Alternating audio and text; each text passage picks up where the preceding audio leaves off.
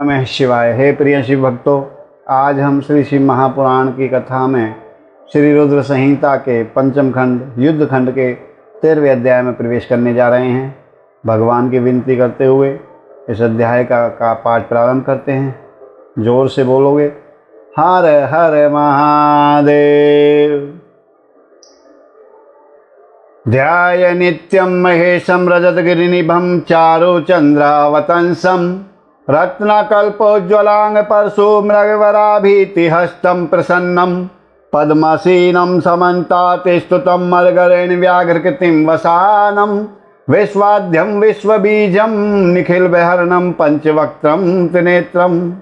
श्री शिवाय नमस्तुभ्यं। इस अध्याय के अंतर्गत आप दंभ की तपस्या तथा विष्णु जी द्वारा उसे पुत्र प्राप्ति का वरदान, शंखचूड़ का जन्म होना, तप और उसे प्राप्ति, वर प्राप्ति आदि के प्रसंग का आप रसपान करेंगे। आइए कथा प्रारंभ करते हैं। तदनंतर जलंधर की उत्पत्ति से लेकर उसके वध तक का प्रसंग सुनाकर सनत कुमार जी ने कहा, ओम नमः शिवाय। हे मुने, अब शंभु का दूसरा चरित्र प्रेम पूर्वक श्रवण करो।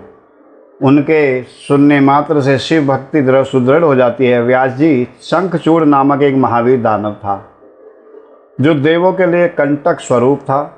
उसे शिव भोलेनाथ ने रण के मुहाने पर त्रिशूल से मार डाला था। शिवजी जी का वह दिव्य चरित्र परम पावन तथा पापनाशक है। तुम पर अधिक स्नेह होने के कारण मैं उसका वर्णन करता हूँ। तुम प्रेम पूर्वक उसे सुनकर समझकर श्रवण करो। ब्रह्मा के पुत्र जो महर्षि मरीचि थे, उनके पुत्र हुए कश्यप। ये मननशील, धर्मिष्ठ, सृष्टिकर्ता, विद्या संपन्न तथा प्रजापति थे। दक्ष ने प्रसन्न होकर अपनी 13 कन्याओं का विवाह इन्हीं के साथ किया था। उनकी संतानों का इतना अधिक विस्तार हुआ कि उसका वर्णन करना बहुत कठिन है। उन कश्यप पत्नियों में एक का नाम था दनु। वह श्रेष्ठ, सुंदरी और महारूपवती थी। उस साध्वी का सौभाग्य बड़ा हुआ था। मुने, उस दनु के बहुत से महाबली पुत्र उत्पन्न हुए। विस्तार भय से उनके नाम नहीं गिनाए जा सक रहे हैं।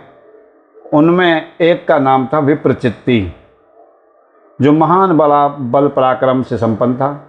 उसका पुत्र हुआ था दंभ, जो जितेंद्रिय, धार्मिक तथा विष्णु भक्त था। जब उसके कोई पुत्र नहीं हुआ, तब उस वीर को चिंता व्याप्त हो गई। किसको? दंभ को। उसने शुक्राचार्य को गुरु बनाकर उनसे श्री कृष्ण मंत्र प्राप्त किया और पुष्कर में जाकर घोर तप करना आरंभ कर दिया। वहाँ सुदृढ़ आसन लगाकर कृष्ण जी का मंत्र जप करते हुए उसने 1,00,000 वर्ष बीत गए। मंत्र कैसे? ओम नमो भगवते वासुदेवाय, ओम नमो भगवते वासुदेवाय, ओम नमो भगवते वासुदेवाय। इस मंत्र का जाप करते हुए से 1,00,000 वर्ष का समय व्यतीत हो गया। तब उस तपस्वी के मस्तक से एक जाज्वल्यमान तेज निकलकर सर्वत्र व्याप्त हो गया। वह तेज इतना दुस्सह था कि उससे संपूर्ण देवता, मुनि तथा मनु संतप्त हो उठे। तब वे इंद्र को आगे करके ब्रह्मा के शरणापन्न हुए, ब्रह्मा जी की शरण में गए। वहाँ उन्होंने संपूर्ण संपत्तियों के दाता विधाता को प्रणाम करके उनकी स्तुति की और फिर विशेष रूप से व्याकुल होकर अपना सारा वृत्तांत उनसे कह सुनाया। उनकी बात सुनकर ब्रह्मा भी उन्हें साथ लेकर वो सारा वृत्तांत सुनाने विष्णु जी के पास वैकुंठ को चले गए। वहाँ पहुंचकर सब लोगों ने त्रिलोकी के अधीश्वर तथा रक्षक परमपिता परमेश्वर जगत पालक भगवान विष्णु से विनीत भाव से प्रणाम किया और फिर हाथ जोड़कर उनकी स्तुति करने लगे। सभी देवता और ब्रह्मा जी बोले, देवादिदेव, हमें पता नहीं कि यहाँ कौन सा कारण उत्पन्न हो गया है। हम किसके तेज से संतप्त हो उठे हैं, यह आप ही बतलाइए।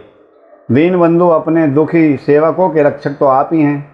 अतः शरणाता हे रमानाथ, हम शरणागतों की रक्षा कीजिए, रक्षा कीजिए।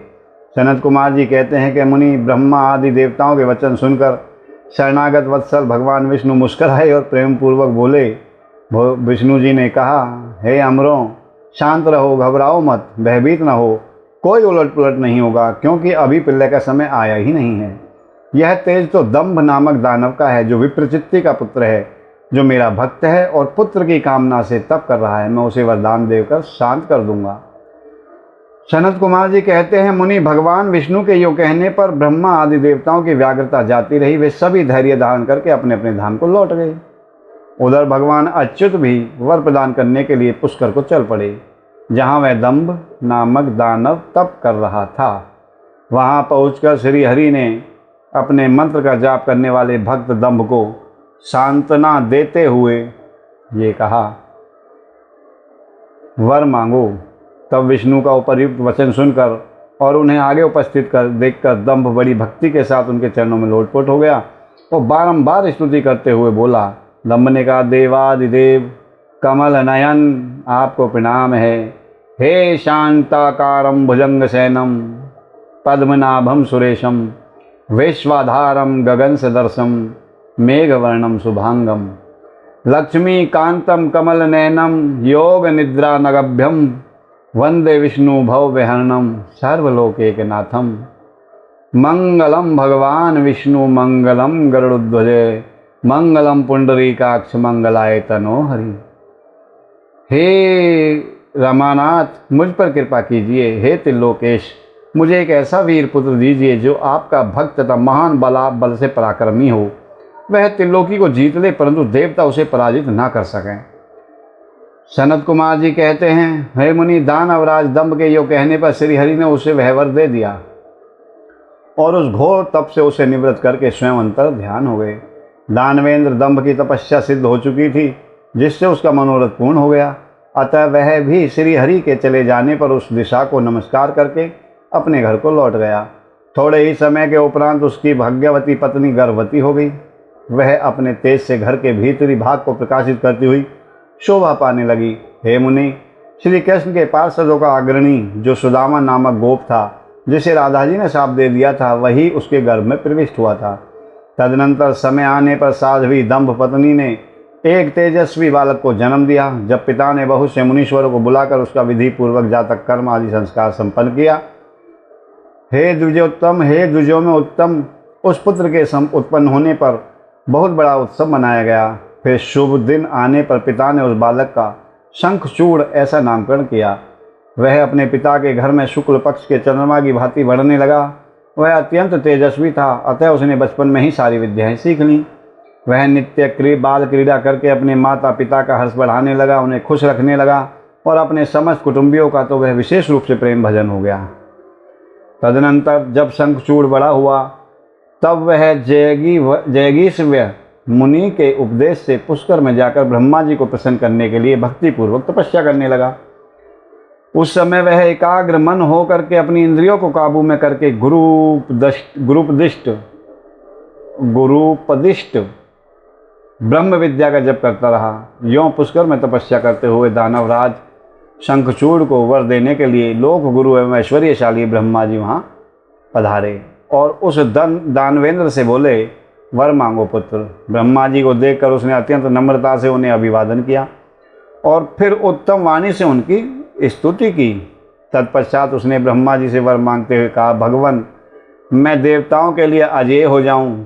तब ब्रह्मा जी प्रसन्न होकर बोले, तथास्तु, ऐसा ही होगा। फिर उन्होंने शंखचूड़ को वह दिव्य कृष्ण कवच प्रदान किया जो जगत के संपूर्ण मंगलों का भी मंगल करने वाला और सर्वत्र विजय प्रदान करने वाला है।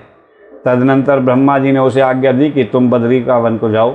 वहीं धर्मध्वज की कन्या तुलसी सकाम भाव से तपस्या कर रही है, तुम उसके साथ विवाह कर लो। यों कहकर ब्रह्मा जी उसी क्षण उसके सामने ही तुरंत अंतर्ध्यान हो गए।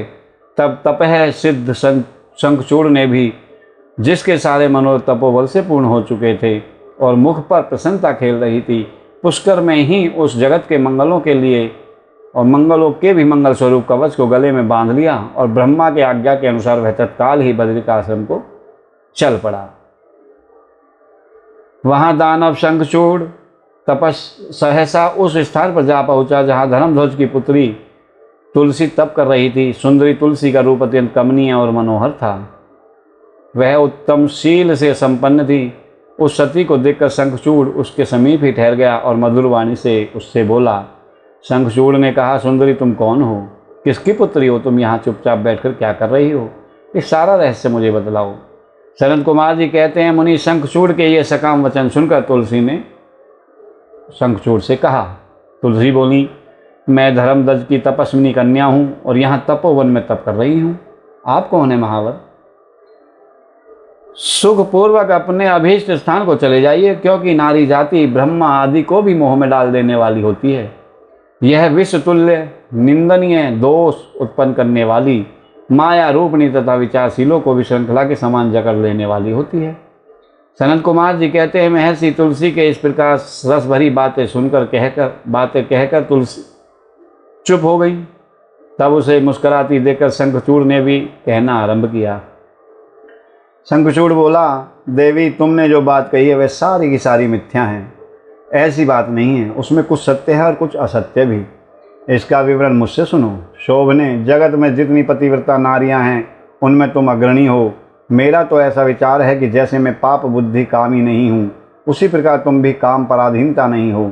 फिर भी इस समय मैं ब्रह्मा जी की आज्ञा से तुम्हारे समीप आया हूँ और गंधर्व विवाह की विधि से तुम्हें ग्रहण करूँगा। भद्रे, क्या तुम मुझे नहीं जानती हो अथवा तुमने कभी मेरा नाम भी नहीं सुना है? अरे, देवताओं में भगदड़ डालने वाला शंखचूड़ मैं ही हूँ। मैं दनु का वंशज तथा दंभ नामक दानव का पुत्र हूँ।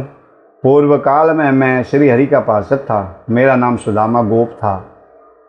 इस समय मैं राधिका जी के हिसाब से दानव राज शंखचूड़ होकर उत्पन्न हुआ हूँ। ये सारी बातें मुझे ज्ञात हैं, क्योंकि श्री कृष्ण के प्रभाव से मुझे अपने पूर्व जन्म का स्मरण बना हुआ है।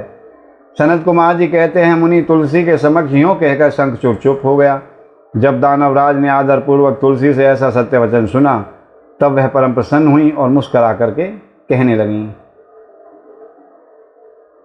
तुलसी बोली, भद्र पुरुष, हे भद्र पुरुष, आज आपने अपने सात्विक विचार से मुझे पराजित कर दिया है। जो पुरुष स्त्री द्वारा परास्त न हो सके वह संसार में धन्यवाद का पात्र है, क्योंकि जिसे स्त्री जीत लेती है वह पुरुष सदाचारी होते हुए भी सदा अपावन बना रहता है। देवता पितृ समस्त मानव उसकी निंदा करते हैं। जनना शोच तथा मरना शोच में ब्राह्मण 10 दिनों में, क्षत्रिय 12 दिनों में और वैश्य 15 दिनों में शुद्ध हो जाता है तथा शूद्र की शुद्धि 1 मास में हो जाती है। ऐसा वेद का अनुशासन है। परंतु स्त्री से पराजित हुए पुरुष की शुद्धि चितादाह के अतिरिक्त अन्य किसी प्रकार से संभव ही नहीं है। इसी कारण उसके पितर उसके द्वारा दिए गए पिंड तर्पण आदि को इच्छापूर्वक ग्रहण नहीं करते तथा देवता भी उसके द्वारा अर्पित किए हुए पुष्प फल आदि को स्वीकार नहीं करते। जिसका मन स्त्रियों द्वारा आहत हो जाता है, उसके ज्ञान, उत्तम तप, जप, होम, पूजन, विद्या और दान से क्या लाभ, अर्थात उसके ये सभी निष्फल हो जाते हैं। मैंने आपके विद्या, प्रभाव और ज्ञान की जानकारी के लिए ही आपकी परीक्षा ली है, क्योंकि कामनी को चाहिए कि वह अपने मनोनीत कांत को परीक्षा करके ही उसे पति रूप में वर्ण करे। सनत कुमार जी कहते हैं, व्यास जी, जिस समय तुलसी जी यूँ वार्तालाप कर रही थी, उसी समय सृष्टि के कर्ता ब्रह्मा जी वहाँ पहुँचे और इस प्रकार कहने लगे। ब्रह्मा जी ने कहा, शंखचूड़, तुम इसके साथ क्या व्यर्थ में वाद विवाद कर रहे हो? तुम गंधर्व विवाह की विधि से इसका पानी ग्रहण करो, क्योंकि निश्चय ही तुम पुरुष रत्न हो और यह सती साध्वी नारियों में रत्न रूपा है। ऐसी दशा में निपुण के साथ समागम गुणकारी होगा। फिर तुलसी की ओर लक्ष्य करके बोले, सती साध्वी तुलसी, तो ऐसे गुणवान कांत की क्या परीक्षा ले रही है? यह तो देवताओं, असुरों और दानवों का मान मर्दन करने वाला है। सुंदरी, तू इसके साथ संपूर्ण लोकों के सर्वदा उत्तम स्थानों पर चिरकाल तक यथेष्ट विहार करो। शरीरांत होने पर यह पुनः गोलोक में श्री कृष्ण को प्राप्त हो जाएगा और इसकी मृत्यु हो जाने पर तू भी वैकुंठ में चतुर्भुज भगवान के चरणों में पहुँच जाएगी। सनत कुमार जी कहते हैं, मुनि इस प्रकार आशीर्वाद देकर ब्रह्मा अपने धाम को चले गए। तब दानव शंखचूड़ ने गांधर्व विवाह की विधि से तुलसी जी का पानी ग्रहण किया और यों तुलसी के साथ विवाह करके वह अपने पिता के स्थान को चला गया और मनोरम भवन में उस रमणी के साथ विहार करने लगा। सनत कुमार जी कहते हैं, महर से जब शंखचूड़ ने तप करके वर प्राप्त कर लिया और वह विवाहित होकर अपने घर लौट आया, तब दानवों और दैत्यों को बड़ी प्रसन्नता हुई। वे सभी असुर तुरंत ही अपने लोक से निकलकर अपने गुरु शुक्राचार्य को साथ लेकर के दल बना करके उसके निकट आए और विनयपूर्वक उसे प्रणाम करके अनेकों प्रकार से आदर प्रदर्शित करते हुए उसका स्तवन करने लगे। फिर उसे अपना तेजस्वी स्वामी मानकर अत्यंत प्रेम भाव से उसके पास ही खड़े हो गए। उधर दंभ कुमार शंखचूड़ ने भी अपने कुल गुरु शुक्राचार्य को आया हुआ देखकर बड़े आदर और भक्ति के साथ उन्हें साष्टांग प्रणाम किया। तदनंतर गुरु शुक्राचार्य ने समस्त असुरों के साथ सलाह करके उनकी सम्मति से शंखचूड़ को दानवों तथा असुरों का अधिपति बना दिया। दंभ पुत्र शंखचूड़ प्रतापी एवं वीर तो था ही। उस समय असुर राज्य पर अभिषिक्त होने के कारण वह असुर राज विशेष रूप से शोभा पाने लगा। तब उसने सहसा देवताओं पर आक्रमण करके वेग पूर्वक उनका संहार करना आरंभ कर दिया। संपूर्ण देवता मिलकर भी उसके उत्कृष्ट तेज को सह न सके, अतः वे समर भूमि से भाग चले और दीन होकर यत्र पर्वतों की खोह में जा छिपे। उनकी स्वतंत्रता जाती रही, वे शंखचूड़ के वशवर्ती होने के कारण प्रभावहीन हो गए। इधर सूरवीर प्रतापी दंभ कुमार दानवराज शंखचूड़ ने भी संपूर्ण लोकों को जीतकर देवताओं का सारा अधिकार छीन लिया। वह त्रिलोकी को अपने अधीन करके संपूर्ण लोकों पर शासन करने लगा और स्वयं इंद्र बनकर सारे यज्ञ भागों को भी हड़पने लगा तथा अपनी शक्ति से कुबेर, सोम, सूर्य, अग्नि, यम और वायु आदि के अधिकारों का भी पालन करने लगा। उस समय महान बल पराक्रम से संपन्न महावीर शंखचूड़ समस्त देवताओं, असुरों, दानवों, राक्षसों, गंधर्वों, नागों, किन्नरों, मनुष्य तथा त्रिलोकी के अन्य प्राणियों को एक छत्र सम्राट था। इस प्रकार महान राजेश्वर शंखचूड़ बहुत वर्षों तक संपूर्ण भुवनों के राज्य का भोग करता रहा। उसके राज्य में न अकाल पड़ता, न महामारी आती, न कोई अशुभ ग्रहों का ही प्रकोप होता। आधी व्याधियां भी अपना प्रभाव नहीं डाल पाती थीं। यो सारी प्रजा सदा सुखी रहती थी। पृथ्वी बिना जोते ही अनेक प्रकार के धन धान्य उत्पन्न करती थी। अनेकों प्रकार की औषधियाँ उत्तम उत्तम फल और रसों से युक्त थी। उत्तम उत्तम मणियों की खदानें थीं। समुद्र अपने तटों पर निरंतर ढेर के ढेर रत्न बिखेरते रहते थे। वृक्षों में सदा फल फूल लगे रहते थे। सरिताओं में सुस्वादु नीर बहता रहता था। देवताओं के अतिरिक्त सभी जीव सुखी थे। उनमें किसी प्रकार का विकार नहीं उत्पन्न हुआ। चारों वर्णों और आश्रमों के सभी लोग अपने अपने धर्म में स्थित रहते थे। इस प्रकार जब वह त्रिलोकी का शासन कर रहा था, उस समय कोई भी दुख नहीं था। केवल देवता भ्रातृद्रोह वश दुख उठा रहे थे। हे मुनि, महाबली शंखचूड़ गोलोक निवासी श्री कृष्ण का परम मित्र था। सुस्वादु स्वभाव वाला वह साधु स्वभाव वाला वह सदा श्री कृष्ण की भक्ति में निरत रहता था। पूर्व शाप वश उसे दानव की योनि में जन्म लेना पड़ा था, परंतु दानव होने पर भी उसकी बुद्धि दानव की सी थी ही नहीं। प्रिय व्यास जी, तदनंतर जो पराजित होकर राज्य से हाथ धो बैठे थे, वे सभी सुरगुण तथा ऋषि परस्पर मंत्रणा करके ब्रह्मा जी की सभा को चले। वहाँ पहुँचकर उन्होंने ब्रह्मा जी का दर्शन किया और उनके चरणों में अभिवादन करके विशेष रूप से उनकी स्तुति की। फिर आकुलता पूर्वक अपना सारा वृत्तांत सुनाया। तब ब्रह्मा उन सभी देवताओं तथा मुनियों को ढांढस बंधाकर उन्हें साथ लेकर सत्पुरुषों को सुख देने वाले वैकुंठ लोक को चल पड़े। वहाँ पहुंचकर देवगणों सहित ब्रह्मा ने रमापति का दर्शन किया। उनके मस्तक पर किरीट सुशोभित था, कानों में कुंडल झलमला रहे थे और कंठ वनमाला से विभूषित था। वे चतुर्भुज देव अपनी चारों भुजाओं में शंख, चक्र, गदा और पद्म धारण किए हुए थे। श्री विग्रह पर पीताम्बर शोभा दे रहा था और सनंदन आदि सिद्ध उनकी सेवा में नियुक्त थे। ऐसे सर्वव्यापी विष्णु जी की झांकी करके ब्रह्मा आदि देवता तथा मुनीश्वरों ने उन्हें प्रणाम किया और फिर भक्ति पूर्वक हाथ जोड़कर वे उनसे स्तुति करने लगे। देवता बोले, सामर्थ्यशाली वैकुंठ आदिपति, आप देवों के भी देव और लोकों के स्वामी हैं। आप त्रिलोकी के गुरु हैं। हे श्री हरे, हम सब आपके शरणापन्न हुए हैं। आप हमारी रक्षा कीजिए। अपनी महिमा से कभी च्युत न होने वाले ऐश्वर्यशाली त्रिलोकेश, आप ही लोकों के पालक हैं। गोविंद, लक्ष्मी आप में ही निवास करती हैं। आप ही अपने भक्तों को प्राण स्वरूप हैं। आपको हमारा नमस्कार है।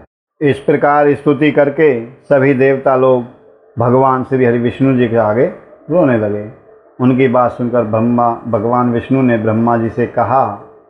विष्णु बोले, हे ब्रह्मा जी, ये वैकुंठ योगियों के लिए भी दुर्लभ है। तुम यहाँ किस लिए आए हो? तुम पर कौन सा कष्ट आ पड़ा है? वह यथार्थ रूप से मेरे सामने वर्णन करो। ब्रह्मा सनत कुमार जी कहते हैं, मुनि, श्री हरि का वचन सुनकर ब्रह्मा जी ने विनम्र भाव से सिर झुकाकर उन्हें बारंबार प्रणाम किया और अंजलि बांधकर परमात्मा विष्णु के समक्ष स्थित होकर के देवताओं से कष्ट भरी हुई शंखचूड़ की सारी करतूत कह सुनाई। तब समस्त प्राणियों के भावों के ज्ञाता भगवान श्री हरि उस बात को सुनकर हंस पड़े और ब्रह्मा से उस रहस्य का उद्घाटन करते हुए बोले। ब्रह्मा जी ने, श्री हरि विष्णु जी ने कहा, हे कमल योनि में शंखचूड़ का सारा वृत्तांत मैं जानता हूँ। पूर्व जन्म में वह महातेजस्वी गोप था जो मेरा भक्त था। मैं उसके वृत्तांत से संबंध रखने वाले इस पुरातन इतिहास का वर्णन करता हूँ, सुनो। इसमें किसी प्रकार का संदेह नहीं करना है। भगवान शंकर जब कल्याण करेंगे, गोलोक में मेरे ही रूप श्री कृष्ण रहते हैं। उनकी स्त्री श्री राधा नाम से इस विख्यात है। वह जगत जननी तथा प्रकृति की परमोत्कृष्ट 5वीं मूर्ति हैं। वही वहाँ सुंदर रूप से विहार करने वाली हैं। उनके अंग से अद्भुत बहुत से गोप तथा गोपियाँ भी वहाँ निवास करती हैं।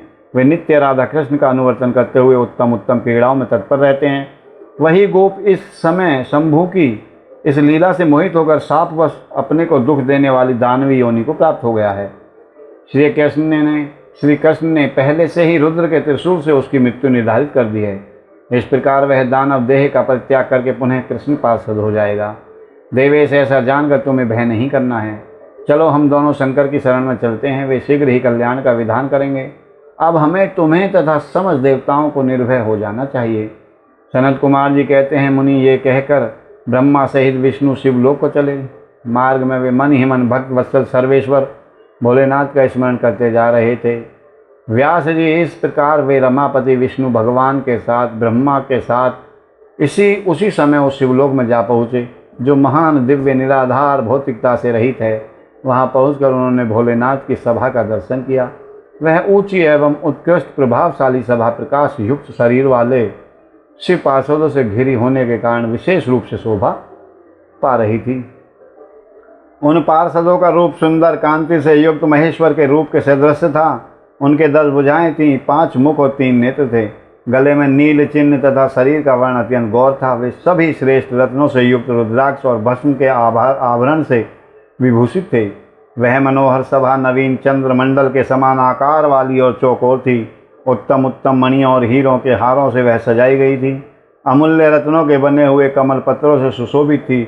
उसमें मणियों की जालियों से युक्त गवाक्ष बन गए थे, जिससे वह चित्र विचित्र दिख रही थी। शंकर की इच्छा से उसमें पद्मरागमणि जड़ी हुई थी, जिससे वह अद्भुत सी लग रही थी। वह समयंतक मणि की बनी हुई सैकड़ों सीढ़ियों से युक्त थी। उसमें चारों ओर इंद्रनील मणि के खंभे लगे थे, जिन पर स्वर्ण सूत्र से ग्रथित चंदन के सुंदर पल्लव लटक रहे थे, जिससे वह मन को मोह लेती थी। वह भली भांति संस्कृत और सुगंधित वायु से सुवासित थी। 1 सहस्र योजन विस्तार वाली वह सभा बहुत से किंकरों से खचाखच भरी थी। उसके मध्य भाग में अमूल्य रत्नों द्वारा निर्मित एक विचित्र सिंहासन था। उसी पर उमा सहित भगवान भोलेनाथ विराजमान थे। बोलो हर हर महादेव। उन्हें सुरेश्वर विष्णु जी ने देखा। वे तारकाओं से घिरे हुए चंद्रमा के समान लग रहे थे। वे किरीट, कुंडल और रत्नों की मालाओं से विभूषित थे। उनके सारे अंग में भस्म रमाई हुई थी। वे लीला कमल धारण किए हुए थे। महान उल्लास से भरे हुए उन उमाकांत का मन शांत और प्रसन्न था। देवी पार्वती ने उन्हें सुवासित तांबूल प्रदान किया था, जिसे वे चबा रहे थे। तांबूल बोलते पान को। शिवगण हाथ में श्वेत चंवर लेकर परम भक्ति के साथ उनकी सेवा कर रहे थे और सिद्धगण भक्ति व सिर झुकाकर उनके स्तवन में लगे थे। वे गुणातीत परेशान त्रिदेवों के जनक, सर्वव्यापी, निर्विकल्प, निराकार, स्वेच्छानुसार साकार, कल्याण स्वरूप, माया रहित जन्मा, आद्य माया के अधीश्वर, प्रकृति और पुरुष से भी तत्परात्पर, सर्वसमर्थ, परिपूर्णतम और समता युक्त हैं। ऐसे विशिष्ट गुणों से युक्त भोलेनाथ को देख करके ब्रह्मा और विष्णु ने हाथ जोड़कर उन्हें प्रणाम किया। श्री शिवाय नमस्तुभ्यम। और वे फिर उनकी स्तुति करने लगे। विविध प्रकार से स्तुति करके अंत में वे बोले, भगवान आप दीनों और अनाथों के सहायक, दीनों के प्रतिपालक, दीन बंधु, त्रिलोकी के अधीश्वर और शरणागत वत्सल हैं। हे गौरीश, हमारा उद्धार कीजिए। परमेश्वर, हम पर कृपा कीजिए। नाथ, हम आपके ही अधीन हैं। अब आपकी जैसी इच्छा हो वैसा करें। सनत कुमार जी कहते हैं, मुनि, तदनंतर जो अत्यंत दीनता को प्राप्त हो गए थे, उन ब्रह्मा और विष्णु का वचन सुनकर शिव जी मुस्कुराए और मेघ गर्जना के साथ गंभीर वाणी में बोले। भोलेनाथ ने कहा, हे हरे, हे ब्राह्मण, तुम लोग शंखचूड़ द्वारा उत्पन्न हुए भय को सर्वथा त्याग दो। निसंदेह तुम्हारा कल्याण होगा। मैं शंखचूड़ का सारा वृत्तांत यथार्थ रूप से जानता हूँ। यह पूर्व जन्म में गोप था जो ऐश्वर्यशाली भगवान श्री कृष्ण का भक्त था। इसका नाम सुदामा था। वही सुदामा राधा जी के साथ से शंखचूड़ नामक दानवराज होकर उत्पन्न हुआ है। यह परम धर्मज्ञ और देवताओं से द्रोह करने वाला है। यह दुर्बुद्धिवश अपने उत्कृष्ट बल के भरोसे संपूर्ण देवगणों को क्लेश दे रहा है। अब तुम लोग प्रेम पूर्वक मेरी बात सुनो और देवों के आनंदित करने के लिए शीघ्र ही कैलाशवासी रुद्र के समीप जाओ। वह रुद्र रूप मेरा ही उत्तम पूर्ण रूप है। मैं ही देव कार्य की सिद्धि के हेतु पृथक स्वरूप धारण करके वहाँ प्रकट हुआ हूँ। मेरा वह रूप ऐश्वर्यशाली और परिपूर्णतम है। हे हरे, इसलिए मैं भक्तों के वशीभूत हो कैलाश पर्वत पर सदा निवास करता रहता हूँ। तदनंतर कैलाश पहुँचकर देवताओं ने भगवान महेश की स्तुति की और अंत में कहा, महेशान, आप तो कृपा के आकर हैं। दीनों का उद्धार करना तो आपका बाना है। हे प्रभु, दानवराज शंखचूड़ का वध करके इंद्र को उसके भय से मुक्त कीजिए और देवों को इस विपत्ति से बचाइए। तब भक्तवत्सल शंभु देवताओं की इस प्रार्थना को सुनकर हंसे और मेघ गर्जन किसी गंभीर वाणी में बोले। भोलेनाथ ने कहा, हे हरे, हे ब्राह्मण, हे देवतागण, तुम लोग अपने अपने स्थान को लौट जाओ। मैं निश्चय ही सैनिकों सहित शंखचूड़ का वध कर डालूंगा, इसमें तनिक भी संशय नहीं है। सनत कुमार जी कहते हैं कि व्यास जी महेश्वर के उस अमृतस्रावी वचन को सुनकर संपूर्ण देवताओं को परम आनंद प्राप्त हुआ। उस समय उन्होंने समझ लिया कि अब दानव शंखचूड़ मरा हुआ ही है। तब महेश्वर के चरणों में प्रणिपात करके विष्णु वैकुंठ को और ब्रह्मा सत्यलोक को चले गए तथा संपूर्ण देवता भी अपने अपने स्थान को प्रस्थित हुए। इधर उन महारुद्र ने, जो परमेश्वर रुद्रों दुष्टों के लिए काल रूप और सत्पुरुषों की गति हैं, देवताओं की इच्छा से अपने मन में शंखचूड़ के वध का निश्चय किया। तब उन्होंने प्रसन्नतापूर्वक अपने प्रेमी गंधर्वराज चित्ररथ दूत बनाकर शंखचूड़ के पास भेजा। चित्ररथ ने भगवान वहां जाकर शंखचूड़ को सब खूब समझा कर कहा, परंतु उसने बिना युद्ध किए देवताओं को राज्य लौटाना स्वीकार नहीं किया और कहा, मैंने ऐसा दृढ़ निश्चय कर लिया है कि महेश्वर के साथ युद्ध किए बिना न मैं तो राज्य ही वापस करूँगा और न अधिकारों को ही लौटाऊँगा। तो कल्याण करता रुद्र के पास लौट जा और मेरी कही हुई बात यथार्थ रूप से उनसे कह दे। वे जैसा उचित समझेंगे वैसा करेंगे। तो व्यर्थ में बकवास मत कर। चंद्रचूड़ ने भगवान के द्वारा भेजे गए गंधर्वराज चित्ररथ की किसी बात को नहीं माना। आगे सनत कुमार जी कहते हैं, हे मुनि श्रेष्ठ, यों कहे जाने पर शिवदूत पुष्पदंत चित्ररथ का दूसरा नाम है, अपने स्वामी महेश्वर के पास लौट गया और सारी बातें ठीक ठीक कह सुनाई कि महाराज, हे देवादिदेव, वो बिना युद्ध के कोई भी राज्य नहीं लौटाएगा, देवताओं के लोक नहीं लौटाएगा और ना ही उनके यज्ञ का भाग लौटाने को तैयार है। वो कहता है कि पहले भगवान देवादिदेव से कहो कि वो मुझसे युद्ध करें, तब उसके विषय में मुझे हराएं और हराने के बाद सारे जो भी मेरे पास देवताओं का है वो सब छीन लें। शंखचूड़ पुष्पदंत की बातें, पुष्पदंत के द्वारा लाया गया शंखचूड़ का ये संदेश सुनकर देवादिदेव भगवान शंकर जी को क्रोध आ गया। उन्होंने अपने वीरभद्र आदि गणों से कहा। रुद्र बोले, हे वीरभद्र, हे नंदी, क्षेत्रपाल, आठों भैरव, में आज शीघ्र ही शंखचूड़ का वध करने के निमित्त चलता हूँ। अतः मेरी आज्ञा से मेरे सभी बलशाली गण आयुधों से लैस होकर के तैयार हो जाएं और अभी अभी कुमारों स्वामी कार्तिक और गणेश के साथ रण यात्रा करें। भद्रकाली भी अपने सेना के साथ युद्ध के लिए प्रस्थान करें। सनत कुमार जी कहते हैं, मुनि, ऐसी आज्ञा देकर भोलेनाथ अपनी सेना के साथ चल पड़े। फिर तो सभी वीरगण हर्षमग्न होकर उनके पीछे पीछे चलने लगे। इसी समय संपूर्ण सेनाओं के अध्यक्ष स्कंद और गणेश भी हर्ष से भरे हुए कवच धारण करके सशस्त्र शिवजी जी के निकट आ पहुँचे। फिर वीरभद्र, नंदी, महाकाल, सुभद्रक, विशालाक्ष, बाण, पिंगलाक्ष, विकंपन, विरूप, विकृति, मणिभद्र, बाष्कल, कपिल, दीर्घदृष्ट, विकार, ताम्रलोचन, कालंकर, बलिभद्र, कालाजिह्व, कुटीचर, बलोन्मत, रणशलाघ्य, दुर्जय तथा दुर्गम आदि गणनायक जो प्रधान सेनापति थे, भोलेनाथ के साथ चल दिए। उनके गणों की संख्या करोड़ों करोड़ों थी। आठों भैरव, एकादश भयंकर रुद्र, आठों वसु, इंद्र, 12 इंद्र, आदित्य, अग्नि, चंद्रमा, विश्वकर्मा, दोनों अश्विनी कुमार, कुबेर, यम, निसृति, नलकूबर, वायु, वरुण, बुध, मंगल तथा अन्यान्य ग्रह, पराक्रमी कामदेव, उग्रदंड, कोरट तथा कोटवादी ने भी शीघ्र ही महेश्वर का अनुगमन किया। स्वयं महेश्वरी देवी भद्रकाली भी 100 भुजाएं धारण करके भोलेनाथ के साथ चली। वे उत्तमों में उत्तम रत्नों से बने हुए विमान पर आरूढ़ थीं। उनके शरीर पर लाल चंदन का अनुलेप लगा था और लाल वस्त्र शोभा पा रहा था। वे हर्षमग्न हो करके हंसती, नाचती और उत्तम स्वर से गान करती हुई अपने भक्तों को अभय तथा शत्रुओं को भय प्रदान कर रही थी। उनकी 1 योजन लंबी भीषणाकार जिह्वा लपलपा रही थी।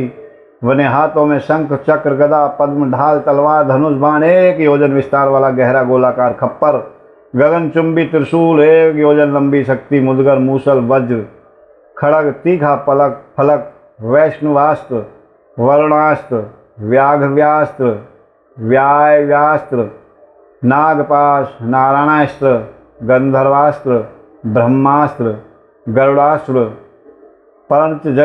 पर्चजन्यास्त्र, पशुपतास्त्र, जम्भ्रणास्त्र, पर्वतास्त्र आदि सभी अस्त्रों को लेकर के और अन्य सैकड़ों दिव्य अस्त्र धारण करे हुए थी।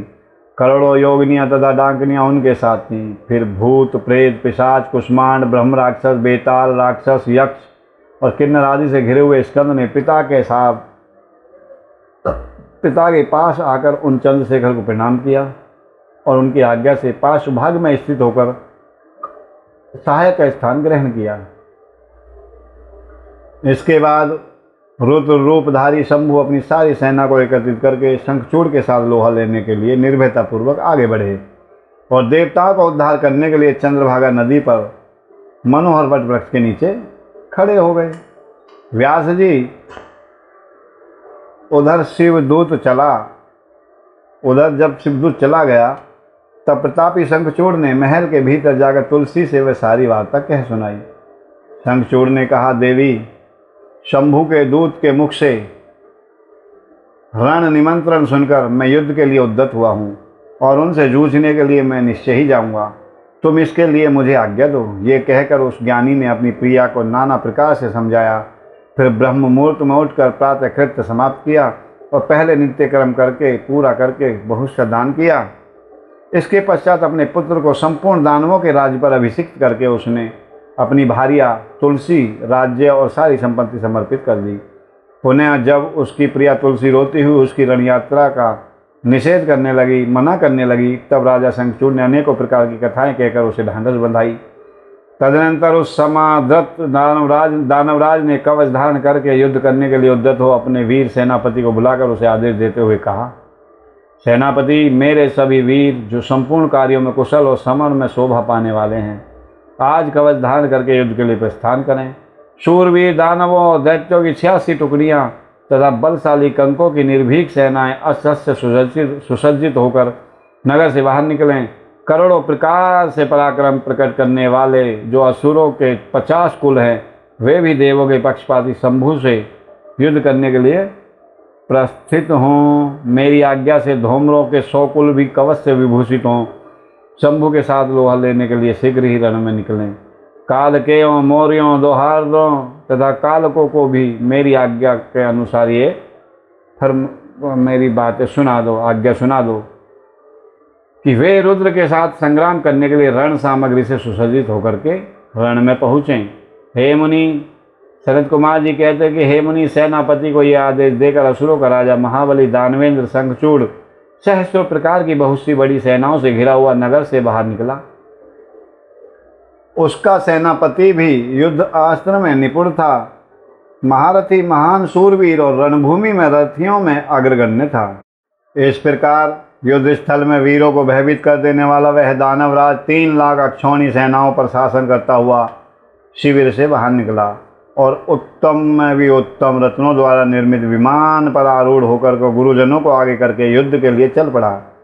आगे बढ़ने पर वह पुष्प भद्रा नदी के तट पर सिद्धाश्रम में जा पहुंचा। वहां एक मनोहर वट वृक्ष विराजमान था। वह सिद्धि क्षेत्र सिद्धों को उत्तम सिद्धि प्रदान करने वाला था। पुण्य क्षेत्र भारत में वह कपिल का तप स्थान कहलाता था। वह भूभाग पश्चिम समुद्र से पूर्व, मलय पर्वत से पश्चिम, श्रीशैल से उत्तर और गंधमादन से दक्षिण था।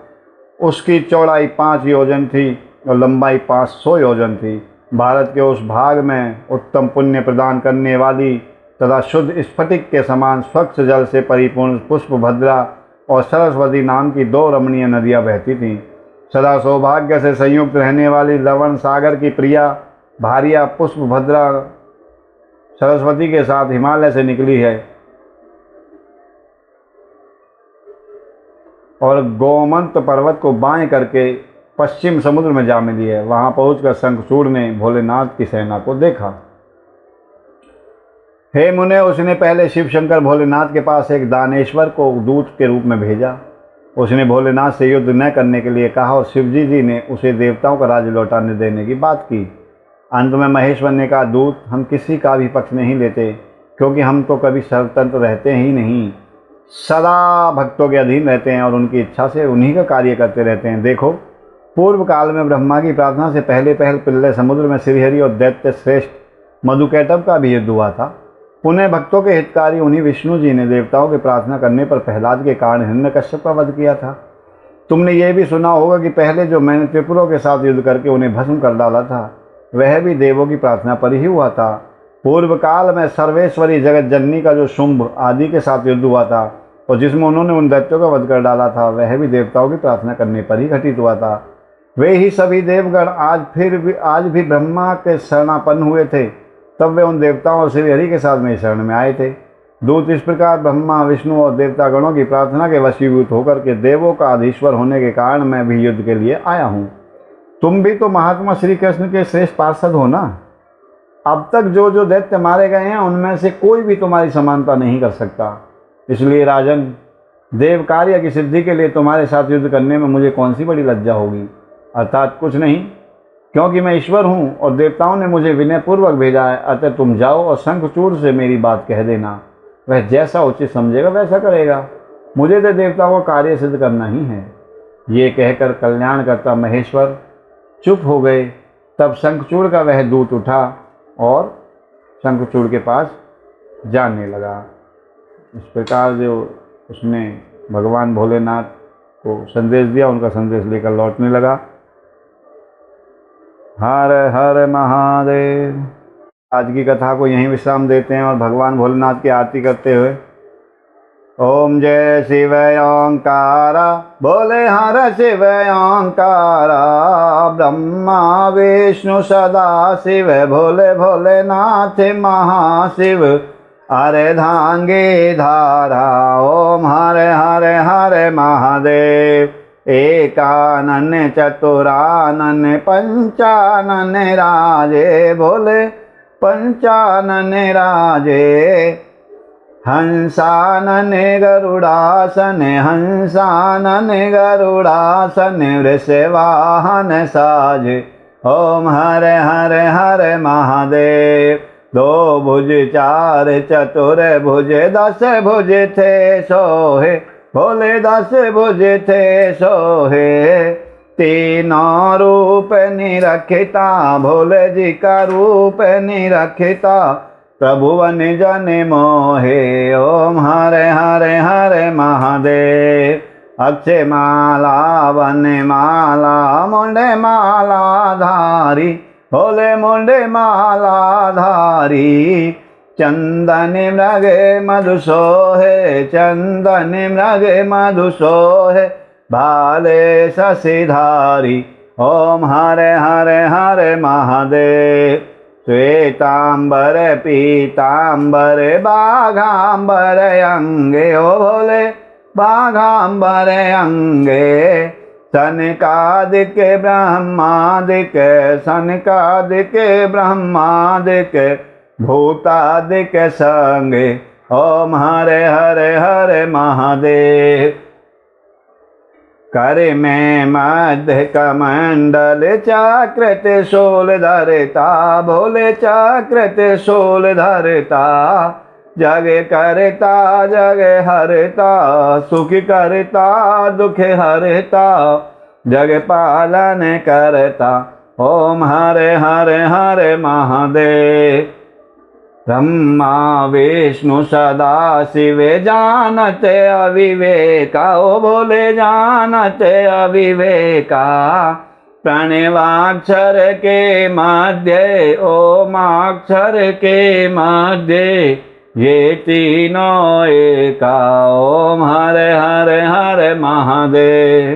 काशी में विश्वनाथ विराजे, नंदी ब्रह्मचारी, ओ भोले नंदी ब्रह्मचारी, नित्य उठ भोग लगावे, भोले जी का दर्शन पावे, महिमा अति भारी। ओम हरे हरे हरे महादेव। लक्ष्मी वर गायत्री, पार्वती के संग, शिव पार्वती के संगे, अरे धांगनियो भोला लहरी, अरे धांगनियो शिव लहरी, सिर सोहत गंगे। ओम हरे हरे हरे महादेव। पार्वती पर्वती पे विराजे, भोले कैलासा, मेरे शंभु कैलासा, आँच धतूर का भोजन, आँच धतूर का भोजन, भस्मी में वासा। ओम हरे हरे हरे महादेव। त्रिगुण स्वामी जी की आरती जो कोई नर गावे, भोले प्रेम सहित गावे, कहते शिवानंद स्वामी मन भजत हरि हरे, स्वामी मन वांछित फल पावे। ओम हरे हरे हरे महादेव। ओम जय शिव ओंकारा, भोले हर शिव ओंकारा, भोला पार्वती का प्यारा, शिव ओढ़े मृग छाला, शंभु पीते भंग प्याला, भोले रहते मते वाला, जटा में गंगा विराजे, मस्तक पे चंद्रमा सोहे, आसन मृग छाला। ओम हरे हरे हरे महादेव। कर्पूर गौरम करुणावतारम संसार सारम भुजगेन्द्रहारम सदा वसंतम हृदयारविंदे भवम भवानी सहितं नमामि। त्वमेव माता च पिता त्वमेव बन्धुश्च सखा त्वमेव विद्या द्रविणं त्वमेव सर्वं मम देवदेवा। गुरु विष्णु गुरु ब्रह्मा गुरुदेवो महेश्वरः, गुरु साक्षात् परब्रह्मा तस्मै श्री गुरुवे नमः। सर्वे भवन्तु सुखिनः, सर्वे सन्तु निरामया, सर्वे भद्राणि पश्यन्ति मा फलेषु कदाचन। ओम नमः शिवाय। ओम धो शांति अंतरिक्ष, ओम शांति पृथ्वी, शांति रापे, शांति रोज वनस्पति विश्वदेवा, शांति सोम शांति रेदि। ओम शांति शांति शांति सर्वारिष्टासु शांतिर्वतु। नमो नमः। हरि ओम नमः शिवाय। वाहम न जानामि विसर्जनम पूजा चैव न जानामि, क्षमस्व परमेश्वरम। मंत्रहीनम क्रियाहीनम भक्तिहीनम सुरेश्वरम, यत्पूजितं मया देव परिपूर्ण तदस्तु मे। जपच्छिद्रम यच्छिद्रम शांति कर्मणे, सर्वे भवन्तु मे छिद्रम। ब्रह्माणां प्रसादते अपराध सहस्राणि कृन्ते, हसीदासो मति मां मत्वा क्षमस्व परमेश्वरा। ज्ञान तो अज्ञान तो व्यापी अनुनाम अधिकम कृतम, तत्सर्वं क्षमतां देव प्रसीद परमेश्वरम। कर्मणा मनसा वाचा तप पूजा में आकृता, तेन तुष्टि समासाद पृथ्वी पर प्रसीद परमेश्वरा। ओम नमः शिवाय। हर हर महादेव। हे प्रिय शिव भक्तों, यदि आपको मेरी कथा सुनाने का ढंग अच्छा लगा हो, आपको ये वीडियो अच्छी लगी हो, तो मेरी वीडियो को लाइक शेयर करें, चैनल को सब्सक्राइब करें। आपका सपोर्ट अत्यंत आवश्यक है। हर हर महादेव।